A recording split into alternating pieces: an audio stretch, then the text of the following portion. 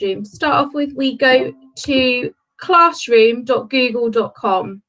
Okay, so on Google Classroom, you can, up here, you can choose to create a class or to join a class. I've added 2 classrooms here already, and I've chosen 2 actually in the same year group because I'm going to show you at some point how you can share lessons across the 2 year groups as well as just being on the first lesson. So I'm going to go into my class, Year 5 Bluebells. And the main thing you'll see here is that we have got, this is our stream, okay? Imagine if you're using something like Facebook or something, it's a bit like your homepage, your news feed. So on your stream, you can see all assignments that have been added, so they're all down here. You can also see any events that are upcoming, so any assignments. So here I've assigned something that needs to be handed in by next Wednesday. Okay, and at the top here, you've got a class code and you've also got a Google Meet code, and we've got the class name. So you can also, here you can choose a different, you can choose different themes, and you can also upload photos. So you can change what this looks like to make it towards your class. So some teachers prefer they'll have a different class for each lesson. Some, it varies teacher to teacher how you want to organise your class.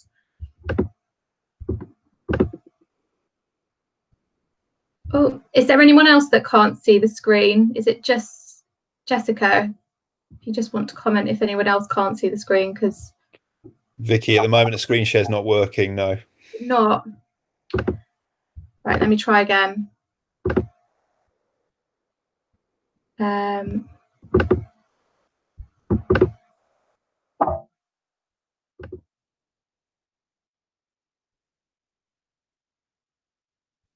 See, can you see now? It's just buffering.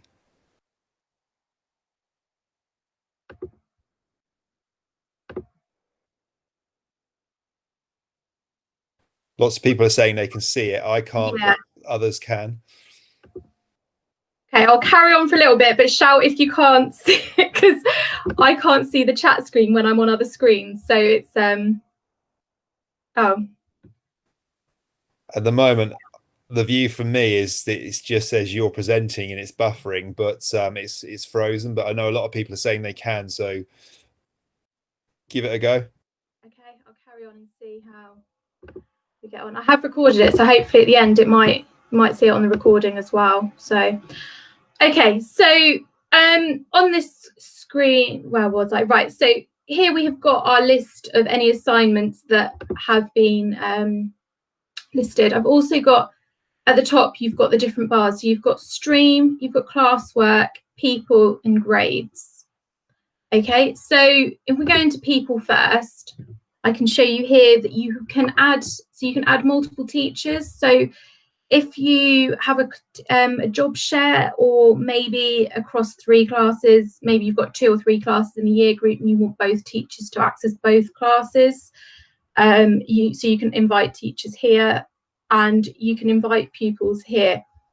In terms of inviting pupils, there are a couple of different ways they can join. So they can join with this class code here, but also you can add them here, and when they sign into Classroom, it will automatically pick up and say you've been added to this class. So there's a couple of options there. Vicky, can I just add something to that? Really sorry. Just for all the schools on here, if you are one of our DfE schools and you're using Wand Sync, you need to make sure that you add the pupils on roll in your MIS system. If you add them in there where Vicky's shown you, at midnight when Wand syncs, it will delete the people you've added in. So everything, if you're using Wand Sync and you have Wand Sync active, it needs to go into your MIS system, which is either Sims or Integris or whatever else. And then it will push from your MIS system into Google Classroom. If you're not using Wand, then please follow exactly what Vicky just showed you and it'll be fine to add them in. Okay, oh, that's good to know. Thank you, Martin. That's different to how I've used it. So, okay, so I'm just going to show you quickly what it looks like from a pupil point of view as well. So when they sign into Classroom, they have their class arrive, and they have got options down here. So they can also see what's up and coming. They can see the assignments, but if they go into people, they cannot add anything. Okay, so that's where it's different. I will come into more detail about the things on there in a moment, but I just want to come back to being a teacher. Okay, the other thing I will just highlight here is on these, children can, so here I can select the assignment. Children can add something here at the moment. So you could write a message to share with your class and post it. You, at the moment, on my settings, the children can still do that, but you can come into your class settings and you can edit that so that students can only comment, or teachers can only post or comment. So obviously teachers can always post or comment, but what it's saying is they can only comment on your message, not create their own post. It sort of depends on how your class respond to whether that's something you need to do. Because, as I say, different classes, different behaviours, you will decide what's appropriate. If a child is commenting and writing messages that you don't think is appropriate, you can mute that child as well. So you can actually click on their tab to mute them, whether you want to do that permanently or just for a few hours so they understand why they are not allowed to do that. Okay, so the main thing of Google Classroom, we're going to go into the classwork now. So in the classwork folder, we have got, you'll see all the classwork you have submitted. And then we have the create option. So with create, you will see there's a variety of different things you can add. So if I go into the first, we'll just work through them because it's easier for you to see then. So if I add an assignment, I could, I'm going to just put story writing there. Please create a story based on our theme. Okay, so I could just leave it like that. I can also add, so I can add documents from Google Drive. So if you had used a PowerPoint or Google Slides, you could add it from there, or a picture, if perhaps you're using a picture resource. You can also add web links or files, so from your computer rather than Google Drive, you can add a file as well. And the last one as well, you can add YouTube videos. So you can actually search for your video and find something to add there. So there's lots of different things you can add to your assignment to make it sort of more complete, which is particularly useful. The school I teach in at the moment, the Year 6 teachers are using this a lot with their pupils, and they're getting really good feedback. So the other thing is down this side, we can then set a due date. So we can choose, so I'm going to tell them it's ready for Monday. And that it's automatically saving as well. So if anything happens to your computer, it switches off or anything like that, it will have saved that. You can also add a topic. So I'm going to English. And the last thing is rubric. So the rubric, you can create a rubric.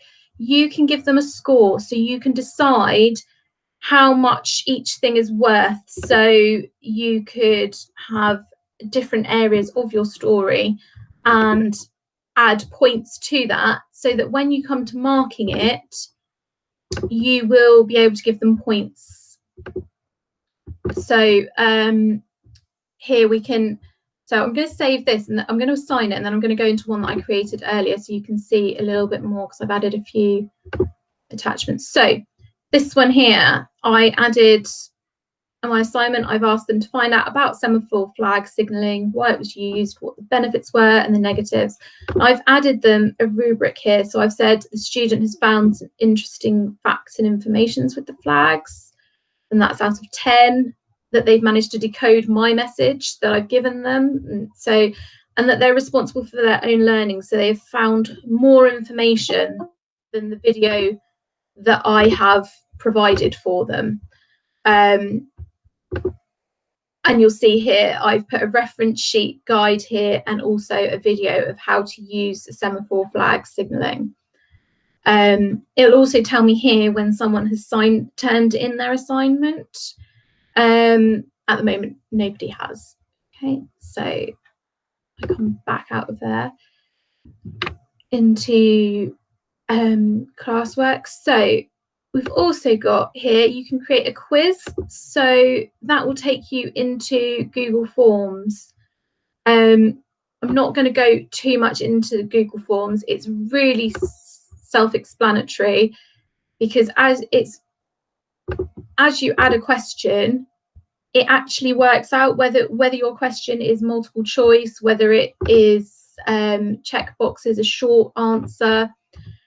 So I'm not going to assign that one at the moment, but what I'm showing is that you can add quizzes, which is quite useful if you just want to find out how much somebody's learned, or anything like that. Okay, or a quick poll even. So I added the other one that we have here is a question. I used Google Classroom a lot last year, and actually at the beginning of each lesson, while I was waiting to get my whole class signed in, because sometimes that took a little bit of time, I actually set just a really simple question, such as this one: what is your favourite ice cream flavour? It's not to do with my learning. It's not, but what it did do was, it was a bit like an introduction. I was able to see straight away how many children had logged in. It also got the children really familiar with the setup, and they were more interested to discuss their ice cream flavour. But obviously you can be asking much more questions to do with your topics. So I'm just going to show you that one though from my pupil.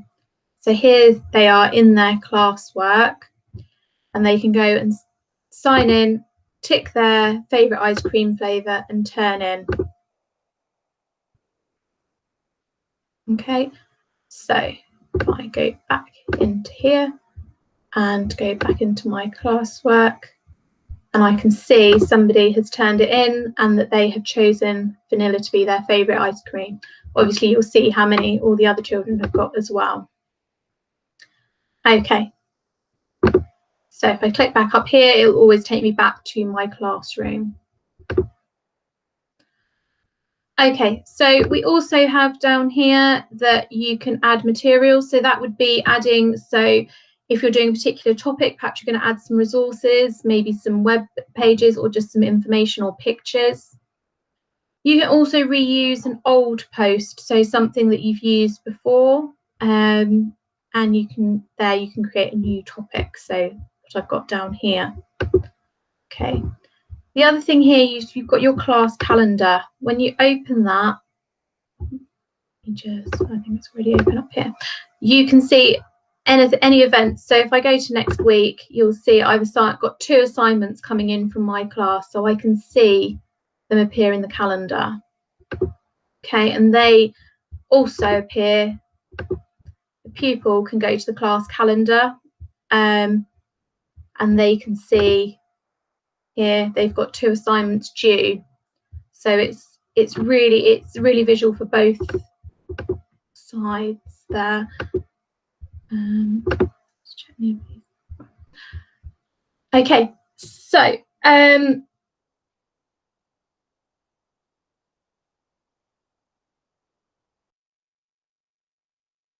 have a Google Meet link. So you can have class meets, you can have class lessons. You can also set that in the calendar. So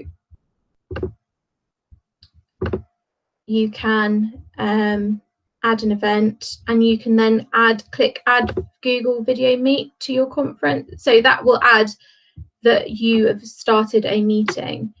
I think I've got one here. Yeah, so I've actually set this as appointments so that it's 10-minute slots. So when to do that, we just change this to appointment slots, and we change the duration to however long you want to have the meeting for.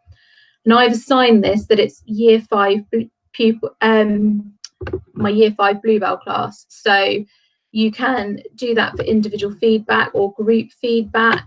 And from the pupil side, when it comes to, where are we? You can see here it will say go to appointment page, and they will be able to book in an appointment. Okay, once they have booked that in, it will disappear, so nobody else can book the same slot.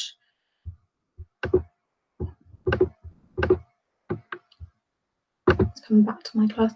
In terms of using Google Meet with your class, in terms of e-safety, we do suggest you have 2 members of staff present at any time, because we want to make sure that they are that you are sort of covered, and also that you record the meeting so that the so you have got any evidence. Obviously, we're not suggesting anything that happened. And also that you advise pupils to have webcams off. Okay, you can mute people, but you can't actually turn their webcams off. So we do suggest you have pupils turn their webcams off before they join. So they're just main things with having Google Meets. The other thing is, in terms of pupils, they cannot meet without the teacher. So if they join the class, if the meeting ended, the pupils couldn't go back into the meeting without the teacher. So it is safe in terms of that. Okay, last thing as well is our Gradebook. So you can see straight away any work that's been handed in. So you can see it's handed in, and that's out, finished the date, and it's actually missing because he hasn't handed it in, and he's still got time with the other 2. So you can straight away have a quick look to see what score people have got and what the class average is. Obviously, that's a little bit harder when I've only got 1 pupil, so you can't see much more detail than that at the moment.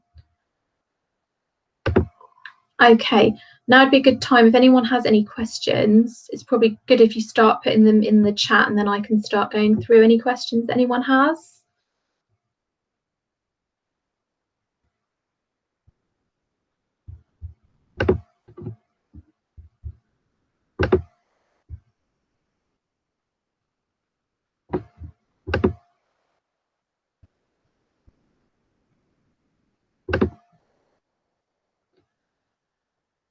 You are welcome to ask any questions on your mic as well, if that's easier, some people.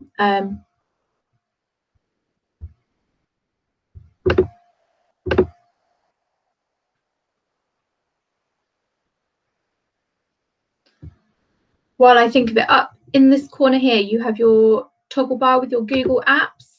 Okay, so if you click on this, you do have all the apps that you have accessible to you. You can rearrange them by dragging and dropping them to where you need them. The other key one that you will need with Google Classroom really is your Drive, because you can save your documents in there to share onto your classroom. So if I go into my Drive, you'll see the things I've already shared on my classroom, and my blank quiz that I didn't finish. You can also create new work, so you can create Google Docs, Google Sheets, Google Slides, which obviously sort of Word documents, sort of spreadsheets, and presentations. So okay, so I tend to use this with Key Stage 2. I normally start with Year 5 and then use it more completely with Year 6. It sort of depends on the computing capability of your school, because I find some schools I've gone into to start teaching, sometimes they haven't used computers at all. So we have to start right at the beginning, and then in a couple of years' time, so say the Year 4 pupils, if they've had 2 years of complete computing teaching and are really confident, then it's something we can bring in. Whereas if you start with, if I go into a school and I've just started Year 6 and I find that Year 6s actually haven't had a complete computing curriculum, then that's where they need to So they will need to probably start a little bit earlier. Okay, in terms of editing a document, so if I go back in here and let's go back to my classwork. So what I could add here,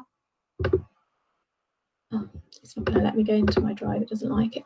So in terms of editing a document, when you have set a piece of work, if I go in as a pupil, that would probably be easier to see. So there's my classwork and my story writing, view assignment.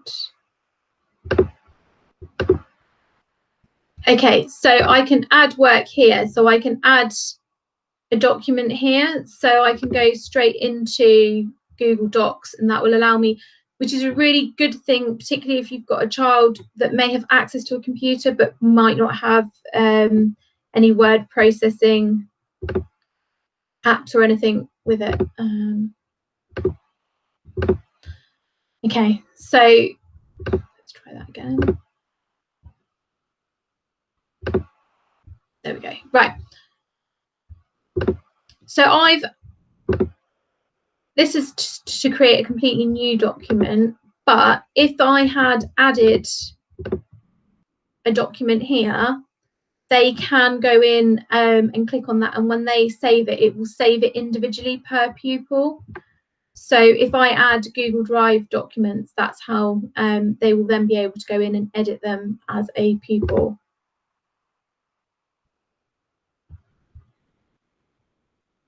So let me show you, have I got added any? I'm just going to go back through to see what other documents I've added to see if there's anything.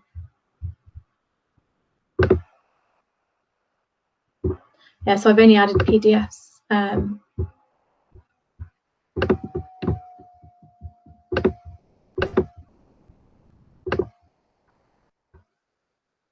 Martin, are you able just to step in there? Adding editing a document that you've added as a file, it is just a case of just opening it and them editing it, isn't it, and saving it themselves?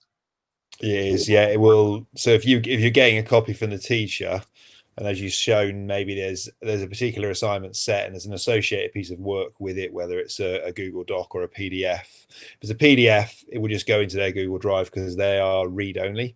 But if it's a Google Doc, it will automatically take a copy. But you can choose as a teacher, when you set the assignment, you can either have it that they go and pick up a copy and then put it into their own drive, or you can push a copy into each of the pupils' drives. So when you set the distribution at the beginning, you can say send each pupil, or each student as it's called in Drive, a copy, and it will push a copy in, so they'll have their own copy there ready. Okay, great, thank you. Vicky, just jumping on the other bit as well, when talking about age groups. Yeah. I think it was Sam that asked a question there. Yeah. Sam, we've got quite a number of schools we work with across the country. I would say, as Vicky has just said, if you're going to introduce it for the first time, start off in the higher year groups in upper key stage 2. But in an established Google school where pupils are really used to using Google Classroom, I've seen down to upper key stage 1. So year 3 is quite competently using Google Classroom, and key stage 2 not having any issues with it at all. So you know your school, you know your pupils, you know your devices, but once you've got the culture established, you can get quite a bit of success with it. I'll just add to that as well, Martin, in terms of I've seen I've done childcare away from teaching as well, and actually I've looked after children that actually in year 3 have had it as their homework. So although they hadn't been completely using it in class at that point, the teacher had started setting their homework like that, and once they've used it a couple of times, it is really straightforward. It's why, when I showed you like the ice cream question, it's why I did a few bits of sort of fun questions, so that children actually just spend a bit of time sort of playing and exploring. It's the same really as when you use any other computing lesson. I never launch into a new piece of software without actually giving the children time to explore it themselves and play with it. So I would sort of normally, obviously these aren't normal circumstances, but normally I would set it up in a class and use it as a couple of lessons, almost playing, where we can send messages, we can do a few polls, and just do sort of dummy lessons for them to sight hand in, so that then they're familiar. And it also alleviates the messing around before they actually need to use it for their lessons. Are there any other questions?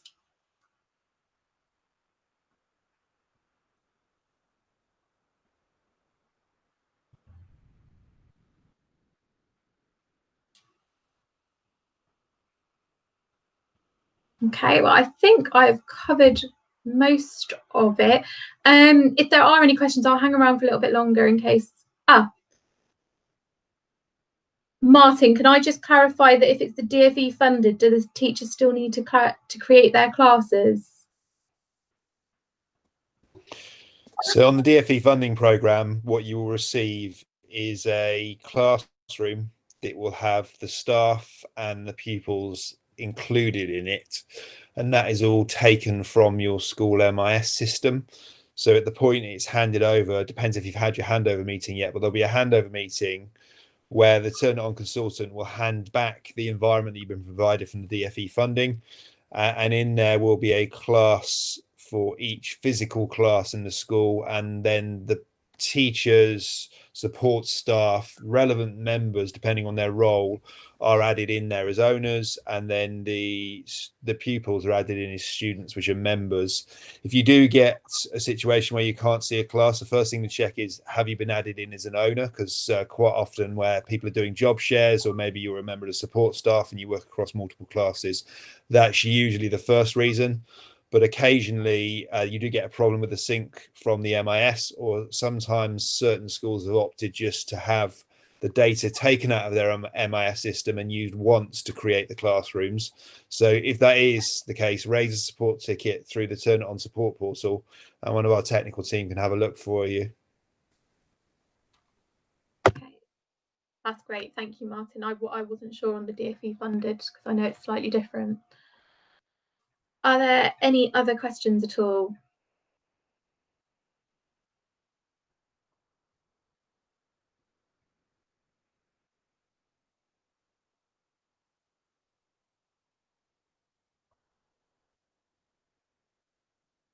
Okay, well, thank you for listening. If you do have questions, please do contact either your consultant or log a ticket on our portal, and we can always help you further.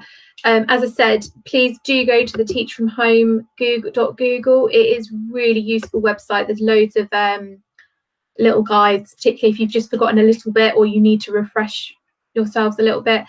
Otherwise, thank you for listening. I'll hang around for a few minutes in case there's anyone else that needs any help.